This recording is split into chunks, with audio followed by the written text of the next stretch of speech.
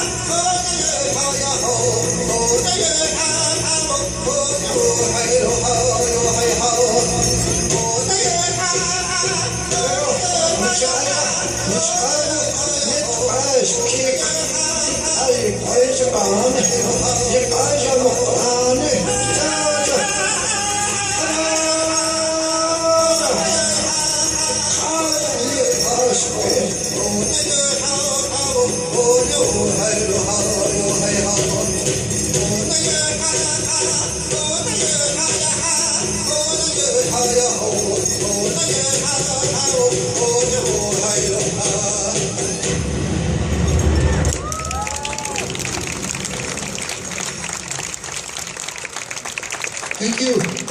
What you just seen right now is known as the American Indian Taos hoop dance. This style of old Indian dance.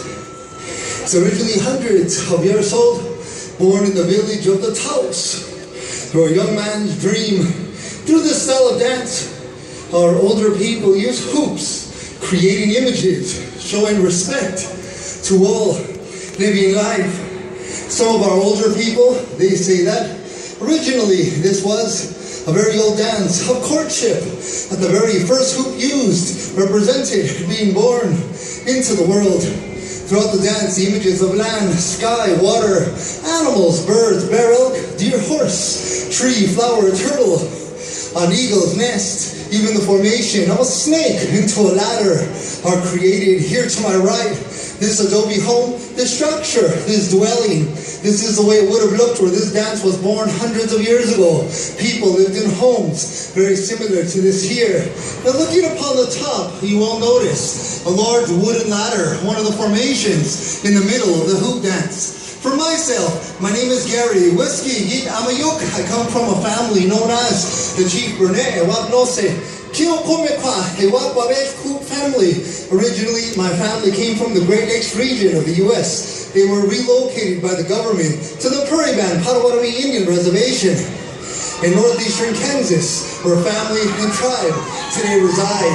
Back there behind you, you will see a few photographs documented through the Smithsonian Museum and the Library of Congress in Washington, D.C. In those photographs are pictures of my family, my father, grandfather, 3 of my great-grandparents, and my grandmother back home on the reservation where they lived. My grandparents, every single one of them were very well noted and documented chiefs in American history during the shaping of the United States. That's the reason why so many photographs were taken of them by anthropologists into the 20th century. Today, I'm the biological great-grandson of one of the last principal chiefs and holy men documented in our tribe and through the museum. Is a man pictured there in the very center. Today, what does that mean in this modern day of 2014? As I tell everyone, it really doesn't mean anything. I'm not a chief.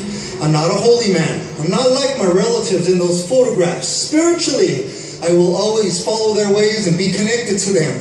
But today, realistically, the world of the American Indian, as most of you know today, has changed dramatically. I'd simply be lying to you if I tried to pretend that I was living a lifestyle like my relatives in those photographs. The reality for myself and most true-blooded American Indians, it's really no different than any of yours. As American citizens dealing with the same realities of life, no different than anyone else. The only way we can truly be connected to our family and our people is through our language, prayer, song, and dance. For a small moment in the day, we look at the world where old ones did, inviting all of you, the beautiful cultures from the world, and we have friendship, harmony, and healing. Today in the United States, there are 566 federally recognized Native American Indian tribes. Historically, American Indians were not citizens of the United States until the year 1924. They were not allowed to legally vote in the United States until the year 1947. As an educator and a performer, I've been doing this for a long time. I get asked many questions, but the main question I get asked all the time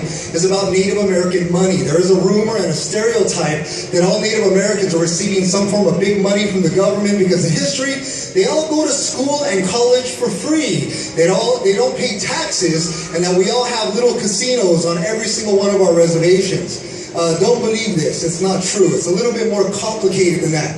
Every single reservation in the United States is its own country, has its own land, its own government, its own laws, its own police department, its own jail. Everything is a government within a government. It is true that there are a few tribes that are extremely rich. Most Native American tribes, they are extremely poor. If you know anything about business, location. Indian reservations, they're in horrible places for businesses. Less than 10% of the 566 tribes do very well in the revenue of the casino world. Most of them actually live in extreme poverty. They still struggle today. Here at Knott's Berry Farm, to help celebrate the North American Indian artisan, we do have 3 native shops. For those of you a little interested, one here to my left known as the Bottle House Indian Trader, through the area of Ghost Town at the Old Bank. Beautiful jewelry from the Navajo, Hopi, Pueblo, and Zuni people. And please don't forget to visit Mystery Lodge. That area there was created to celebrate First Nation, Canadian, and Alaska Natives. By doing this, you help support the American Indian artisan. The feathers you see around our stage here, these are eagle feathers. Eagle feathers are illegal in the United States. You cannot buy them and you cannot sell them. They're actually protected by the federal government. Native Americans use eagle feathers for thousands of years, like antennas to the heavens above. But in 1962, they were put on the endangered species list. Native Americans fought for civil and religious rights up until the year 1978, where the ban was lifted. The Native American Freedom of Religious Act was passed. Today, you must be a documented, enrolled, true-blooded tribal member to carry the feathers legally in the United States, First Nation, Canadian, and Alaska Natives. Many of these feathers, like the photographs of my relatives, you'll notice some of them wearing headdresses. Those will remain in our families. But today, eagles die naturally, they get shot illegally, they even get electrocuted by modern day wires. Fish and Game and federal agents pick up the birds, store them in a facility in Colorado on the reservation. American Indians are documented through a census. Through the 19th into the 20th century, we had a time called the Dawes Act in 1887. American Indians were not really, they did not want them to perform Indian ways and live in that style anymore. They wanted them to become assimilated as farmers. The reservation was cut up. Numbers followed our people into the 20th century, almost like a social security number for the American Indian.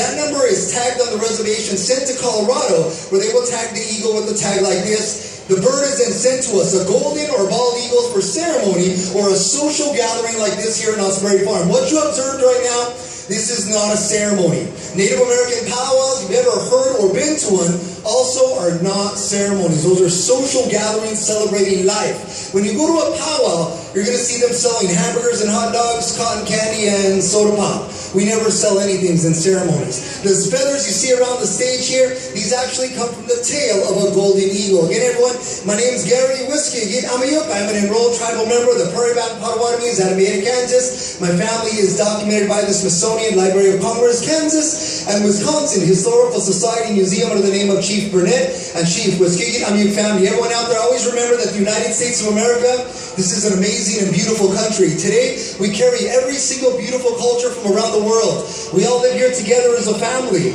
Never carry hatred in your hearts. Teach all the children of the future love, respect, and compassion to everyone they come across. Around the world, we all live under the same sun, moon, and stars above our head. We're a family upon this earth and should be respectful to each other in the world that we all share. Through this dance, as the sun rises, it moves in one direction, never going backwards. It is a cycle of life, the stages of the world. Our people say life is born and objects, creatures, beautiful things die.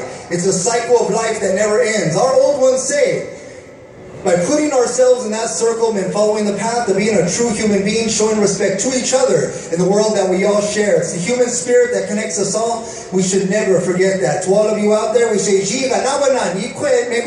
thank you all so much. If you have any questions, please feel free to ask. Have a great and wonderful day with your families here at Knott's Berry Farm. Thank you.